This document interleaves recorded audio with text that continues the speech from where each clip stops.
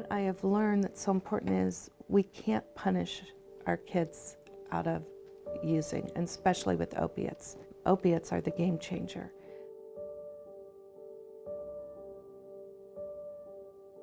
When you would walk into a room, people would just stand up and go, Matt's here. And even in preschool, that kind of thing happened to him. And just throughout his life, he just was passionate about life. He embraced all that life had to offer. He went to preschool at Bexley United Methodist in Bexley a couple days a week, and he had a little friend named Tommy.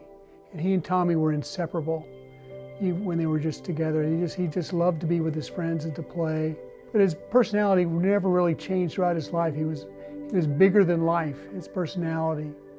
Matt just lived a very typical life, very happy, go lucky, and he had a million friends, was always spending the night at friends' house, or they were spending the night at our house. The kids hung at our house a lot, and you know, they loved all the typical stuff.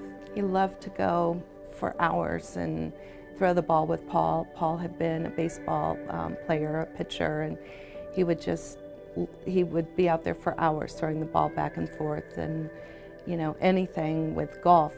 He played tennis, soccer, baseball, and he would just, anything that he'd pick up, he was really good at. But he loved spending time with Paul, practicing all that from the time he was little. When Matt was in high school, probably around his junior year,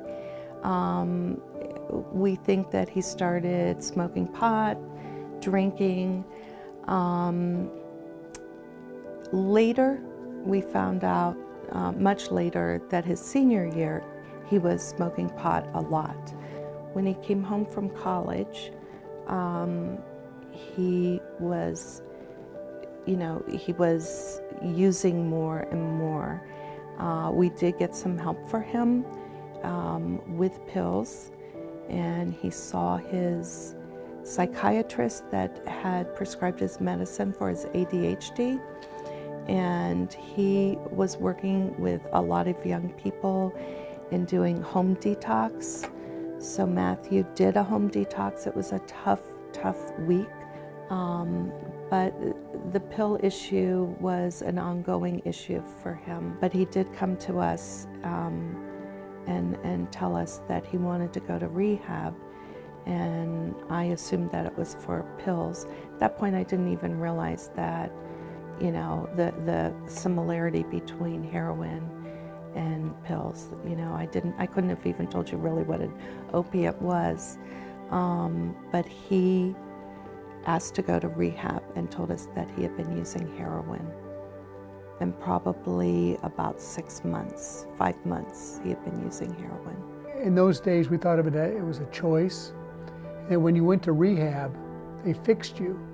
So that we thought when Matt came out of rehab, he was fixed and would never struggle with pills and drugs again, which is totally not true at all, because now we have so much better understanding the fact that it's not a choice, that it's a disease. And you don't get cured by 30 days in rehab. It's a lifetime of work and support from your family and those kinds of things. That's the things that we just didn't know then. On Thursday, May 10th, we got the call from Parkside that Matt was ready to come home. The first thing he wanted to do before he went home was he wanted to go to Chipotle, get something, because he had been dreaming of it for 3 weeks. So we did that, and we came home, and Ellen was there, and we sat and chatted, and it was like we had our old Matt back. He had a sparkle in his eye and bounce in his step, and we had our son back on, and we thought he was, as I said earlier, we thought he was fixed. That morning, he was going to play golf with Paul and his friend that afternoon. After he went to his meeting, you know, he came out, and I had made muffins. He popped a muffin in his mouth and like had his little golf outfit on and said, you know, "How do I look, Mom?" I mean, he was just like grinning ear to ear and so happy. He never made it to that meeting. He, instead of turning right to go to the meeting, he turned left to go find heroin. At about 9:30, the Columbus police came to tell us that Matt had been found. He had overdosed in his car at a CVS parking lot on Morse Road. So he was less than 24 hours out of rehab when he passed away. And this is what Paul, he goes once a month to Parkside and talks to the residents there and says, you know, that one last time that you want to use can be your last time. And Matt, you know, he just made an irrational decision and decided that he could use probably one more time, that he had it all under control and dialed in. And it ended up to be a fatal dose for him.